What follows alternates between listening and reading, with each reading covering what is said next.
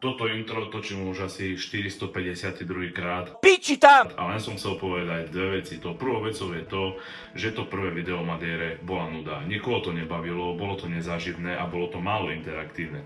Druhá vec je tá, že vám veľmi pekne ďakujem za vašu spätnú väzbu, ktorá mi ukázala, ktoré veci treba urobiť inak, poprípade ktoré veci treba urobiť lepšie. Ja som bol v Poľsku. Bubr, kurva! Ja pierdolę, keby... A bol som v mestečku Gdaňsk. S tým, že som sa rozhodol, že vám o tom niečo poviem, čím je toto mestečko zaujímavé a prečo ho navštíviť. Ja som sa dlho rozhodoval a veľa som premýšľal nad tým, ktoré poľské mesto by som chcel vidieť a chcel by som vidieť sever Poľska. To boli také dve moje kritéria. Poľsko a nech je to sever. No ja som si potom pozrel, ako sa na sever najľahšie dostať a tak som si našiel letenky z Krakova do mesta Gdaňsk. S tým, že vlastne vy už do Krakova chodiť nemusíte, pretože z Bratislavy otvorili túto linku, ktorá má veľmi príjemné ceny, čiže keď budete mať možnosť, choďte sa pozrieť do tohto mesta. Ja osobne si myslím, že sa vám tam bude páčiť. Po približne hodinovom lete do Gdaňska, neviem, vás čaká ešte cca taká hodinka do mesta s tým, že aplikácia Jak dojade vám veľmi pomôže, pretože budete tam mať vypísané, kedy vám to ide, odkiaľ vám to ide a dokonca si viete cez túto aplikáciu kupovať aj lístky. My sme po príjazde zavítali hneď na naše ubytovanie, ktoré sme mali v podstate v centre mesta a išli sme prvé na čo? Pyrohy. Vynikajúce pyrohy majú v reštaurácii Mandu, ktorú odporúčam vyskúšať, s tým, že niekedy sú tam veľmi dlhé rady, čiže buď choďte v nejakých skorších hodinách, alebo potom budete si stôl aj rezervovať. Večer, keď sme si ľahli na ubytovanie, začal som si o Gdaňsku tak viac čítať a zistil som, že vlastne počas druhej svetovej vojny bolo celé zbombardované a celé v podstate zničené. Toto mesto museli na novo vybudovať a venovali tomu približne 50 rokov, s tým, že najintenzívnejšie práce boli v 50., 60. a 70. rokoch. Po úžasných pyrohách sme sa potom išli prejsť do mesta a tie najkrajšie fotky, ktoré kedy uvidíte, respektíve ktoré mne sa podarili urobiť z Gdaňska, boli napríklad tieto, alebo tieto. Pri tomto ramene rieky Wisla máte takú tú krásnu vyhliadku na tie farebné domčeky, zároveň je tam aj žeriav, ktorý vyzerá takto z 15. storočia, ktorý stojí doteraz. Taká zaujímavosť z mesta Gdaňsk je tá, že tu najvyšší kostol na svete, ktorý je postavený z tehán, vyzerá približne takto. S tým, že je to jedna z najznámejších, alebo teda najznámejšia gotická stavba v Európe. Veža tohto kostola dosahuje výšku až 82,5 metra a je to naozaj obrovská stavba.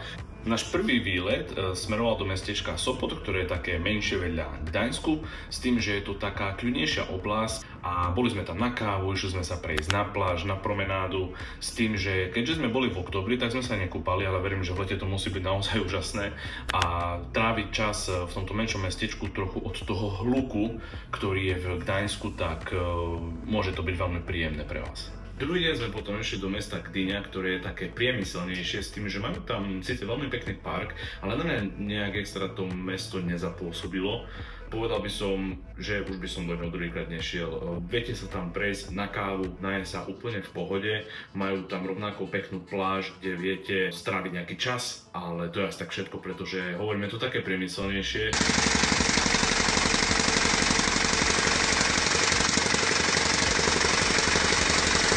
Je tam relatívne veľký prístav, veľa lodí a neviem, možno na mňa to miesto pôsobilo tak všelijak, keďže to bolo mimo sezóny letnej, ale návštevu tohto mesta by som na budúce vynechal. Deň číslo 3, ktorý sme absolvovali na severe Poľska, sme venovali Westerplatte. Z Gdaňska buď tam ide, alebo z Gdaňsku, ja neviem, buď tam ide autobus, alebo môžete použiť Bolt, po prípade Uber. S tým, že toto miesto je špecifické tým, že tu začala druhá svetová vojna, keďže 1.9.1939 práve na tomto mieste zaútočili Nemci na Poliakov a história, čo sa dialo potom, je nám už dávno známa. S tým, že toto miesto dýcha silnou históriou, ktorá vlastne nás zasiahla všetkých a Poliaci sú na túto tému relatívne citlivý a preto toto miesto vyzerá naozaj krásne.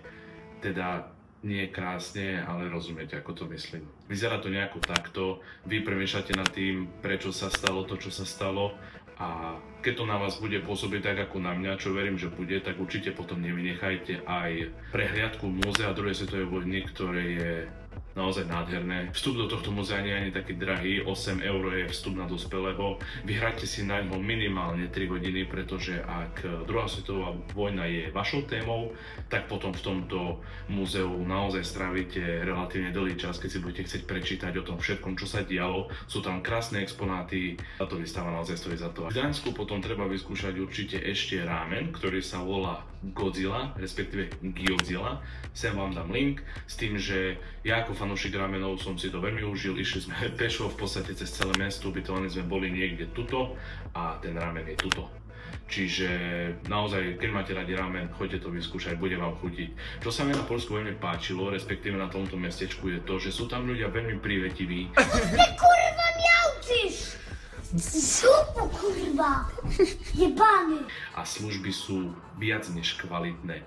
My Slováci si myslím, že by sme sa od nich mali veľa učiť. Máte ten pocit, že každý, kto s vami rozpráva, vás nejakým spôsobom pozná. Joži! A nemusíte sa trápiť angličtinou. Have it tomorrow. Tomorrow. Poliaci veľmi dobre rozumejú po slovensky, respektíve na každom mieste, kde sme boli my, tak sme angličtinu používali skôr sporadicky. Viem, že pri Madeire som na to zabudol, ale pri tomto videu na to sľubujem, nezabudnem. Takto vyzeral napríklad brunch, takto vyzeral napríklad večera, takto vyzeral ten ramen. Odkazy na reštaurácie vám dám do popisu a môžete niektorú z nich vyskúšať a potom ma buď pochváliť, že Matúš dobre si poradil, zle si poradil. Čiže naspäť na koniec videa. Čo sa mi najviac na tomto októbrovom Gdaňsku najviac páčilo? Neviem. To bolo to, že vlastne každá kaviareň a každá čajovňa bola takto krásne vyzdobená. Naozaj tomu mestu to dodávalo neuveriteľný, poviem zas to slovo, vibe, s tým, že tá oranžová a tie budovy stiehal, no krásny kontrast, ktorý bol pre mňa nezabudnutelný. Čiže ak budete mať čas a nebudete možno vedieť kam a nechcete ísť úplne ďaleko, vyskúšajte mestečko Gdaňsk na severe Poľska s tým, že z Bratislavy vám to letí za cca nejakých 40 eur. Čiže ja vám veľmi pekne ďakujem, že ste došli až sem. Ak sa vám video páčilo, tak môžete opäť dať like. Ak ste nedali odber, môžete dať odber a ja vám veľmi pekne ďakujem a vidíme sa asi pri ďalšom videu. Čaute.